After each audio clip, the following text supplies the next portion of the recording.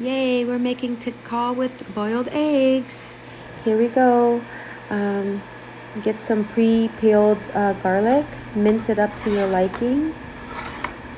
Put some on the side for when you actually start cooking. The rest of the garlic we're gonna use for our marinade. So here's our marinade. 2/3 cups of soy sauce, any brand you want.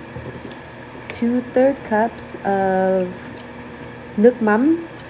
That's fish sauce, any sauce you like. This is the crab one. And then we're gonna go 2/3 cups of oyster seasoning, oyster sauce. You can also do vegetarian sauce. It's a little sweet, makes the meat nice and brown. Give it a good mix of the whisk.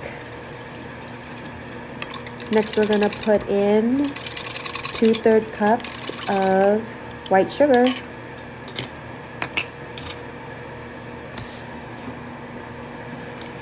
Give that a good mix. Whisk, whisk, whisk. We're gonna add in the rest of the garlic.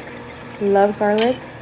And the reason why I'm wearing gloves, because as much as we love garlic, I don't like smelling garlic on my hands for the next couple days. So wearing gloves is kind of something I like to do. You don't have to, but I just don't want to smell like garlic.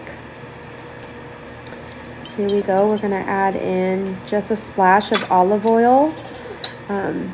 Gives the meat a nice coating, and you don't have to pour in so much oil when you're cooking.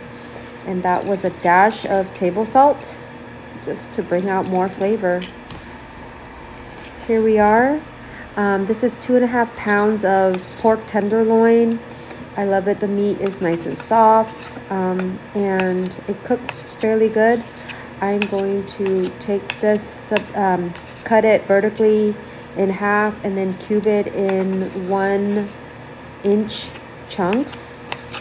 The meat is so nice and soft, and this is about 2.5 pounds. We're gonna give our meat a bath now, and then we can leave her out at room temperature. And while that was going, I was boiling our eggs. And now we're gonna give it an ice bath so we can get ready to peel the eggs. As everything's all setting, I'm taking the rest of my garlic and freezing it. It's a good idea so they don't go bad. Now it's time to cook. Olive oil in the pan, and that garlic that I told you to put to the side, we're gonna go ahead and start cooking that garlic into our pan. I'm doing something different today. I'm caramelizing first.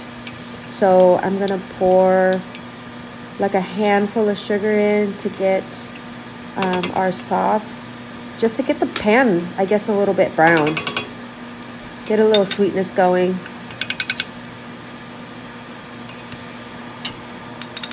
After that, I'm gonna take all the garlic out so it doesn't burn. Burnt garlic is no good. I don't really like the taste of burnt garlic, so we're gonna take her all out as much as we can. With a little bit of the oil left in the pan, we're gonna start to place the meat onto the pan, piece by piece, and brown it on each side. And because it's 2.5 pounds of meat, it's a lot of meat. So I'm gonna start with one batch, fill it up, the whole pot, to brown each side.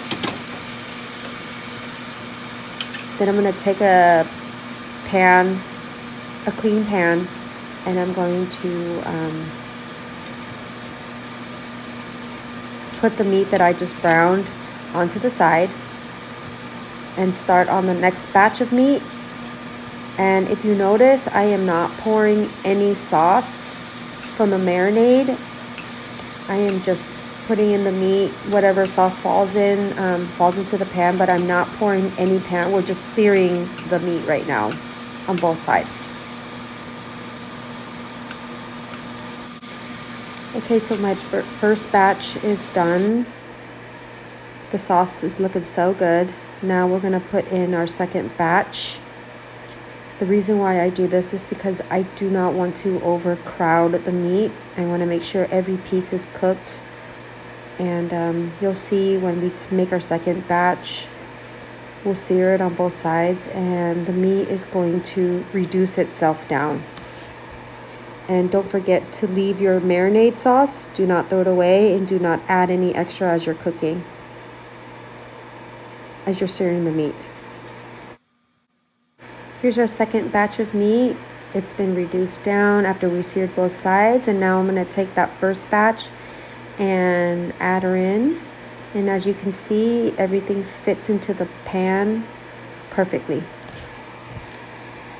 Now I added in the rest of the marinade that I told you to leave out. We're going to throw in our eggs.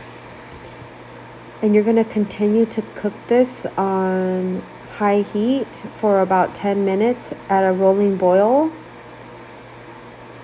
After that, we're going to take a lid and cover it for another 45 minutes. This is 21 minutes in, and this is how she looks like. While you're doing that, you want to clean up your kitchen and make your pot of rice. It's time for lunch. Yay! Now, here is the end result of our Thit Kho. It smells and looks so good. I got my rice done. And now I am just plating my food, getting ready to enjoy a delicious lunch.